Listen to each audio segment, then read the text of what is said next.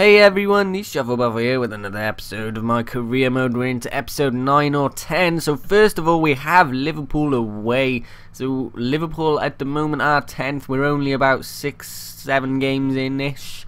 So the table is a bit topsy-turvy at the moment. Southampton were first for a while, but I'm pretty sure they have gone down quite a bit since that particular time. So first of all, we go into the team management because I noticed that Forrest had a minor injury and I didn't want it to get into a big injury because he is one of our best players at the moment. So I go ahead and I think I end up putting Deulofeu on for him, but I basically look through the stats with Muniain and Deulofeu, check who's the better right winger essentially, and they both only play left wing for some reason it says.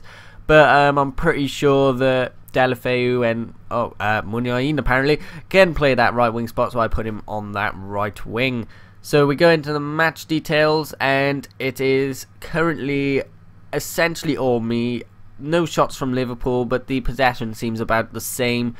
Most of the possession is probably in their own half though. So Carraro manages to release Aldasari, but he gets caught up by the right back, I think it is, but he manages to cut in and put that into the bottom corner. That's a really nice finish from our left mid, or what we use as our left wing anyway. He's recently come in and he actually seems like a really good player, as well as Mahid, Boney, and we've signed quite a lot of players and they have all seemed to definitely do well so far.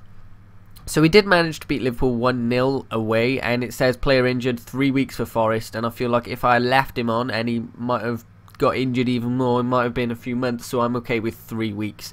So we've got the international friendlies once again, so there's no point playing any friendlies because they don't get you anything. It's not as if it's a World Cup qualifier, in which case I would play it, but because it is just the friendlies, I go ahead and sim all of these games that are coming up.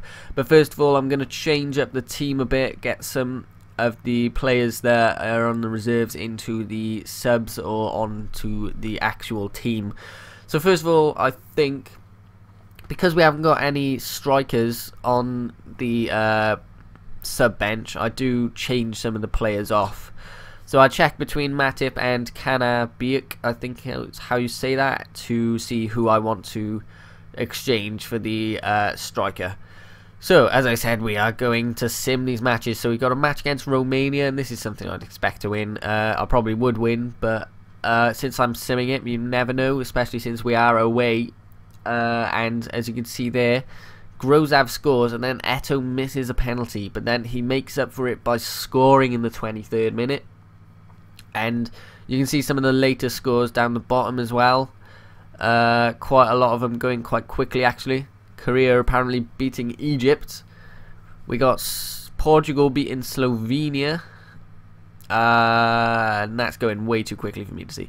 So it did end up being 2-2. Grozav getting 2 goals for them and Eto'o getting 2 goals for us. But Amana gets injured, which is incredibly annoying because Amana is one of our best players at the moment. He assists quite a lot of the goals. So getting replacement for him is going to be quite a hard thing to do, but I think I end up putting Mbia on for him because he seems like the best person who we have at the moment to bring on for him basically. So Mbia is our attacking mid for the next game, and I think there's only one more game in this international friendlies bit, and it is in fact against Hungary away again. So we aren't playing at home that often, but I don't particularly mind because as long as we play at home during the what are they called, the World Cup qualifiers, that's fine then for me. Anyway, so we go 1-0 up with Chupo, and they go 1-0 with, how do you say that, Sazalai, something like that. And then Chupo makes it 2-1, and it seems like he's going to be a great addition to the team, and hopefully he can be the next Webo for us, because Webo was an absolute beast, and it'd be good to have another basically. So we do go against Sunderland now, and we are finally playing at home in the Premier League.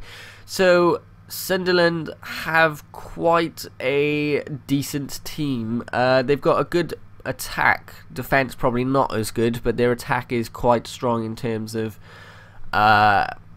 strength and pace, I guess, in Sessegnon. So we here managed to cross it into Delafeu, who manages to head that in. I'm not sure how that went in, but I'm just glad it did. So we go 1-0 up against Sunderland, which is great to see, especially since we are at home. It is a game I would expect to win. One thing is, if there's anything you'd like to change in this particular career mode, don't forget to comment, because that always helps me know what exactly you are disliking, liking, and all that. So commenting is always a good way to show the YouTubers what to do with their channel. So we have here now got Fletcher scoring against us, which is quite unfortunate, in the 76th minute, and I was quite angry at that, and I skipped it immediately basically. So we didn't get to see a replay of that. But 1-0's not too bad. I seem to beat the bigger teams more than I beat the smaller teams, and I'm unsure why as to that. But hey, there you go. So we are coming to the end of the episode. So as I said, don't forget to comment. And I've been TheShuffleBuffle. Don't forget to like, subscribe, and I'll see you all next time.